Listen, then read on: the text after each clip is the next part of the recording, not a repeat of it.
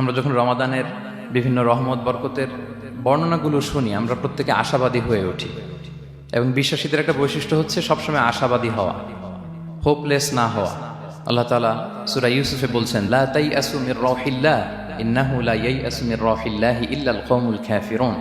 তোমরা আল্লাহর রহমত থেকে নিরাশ হয়ে যেও না, তোমরা হোপলেস হয়ে যাও না।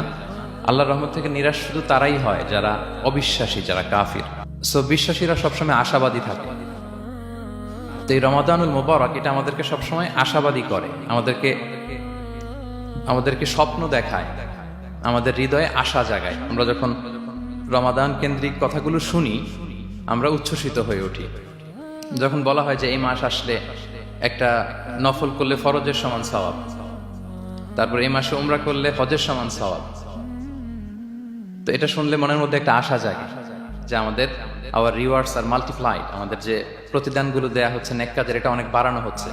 তারপর যখন বলা হয় যে এই মাস আসলে জান্নাত খোলা হয়, জাহান্নাম বন্ধ করা হয়, শয়তানকে শেকলবন্দি করা হয়, মনের মধ্যে একটা আশা জাগে আমাদের যে না, বাঁচার একটা আশা ফিরে পেলাম, হয়তো এই দফায় আমি বেঁচে যাব, আমার মুক্তির একটা দিশা মিলবে, হয়তো আল্লাহ তাআলা আমাকে ক্ষমা করবেন এবং এই অপরচুনিটিসগুলো কাজে লাগিয়ে আমি মুক্তি পাবো ইনশাআল্লাহ, একটা আশা জাগে।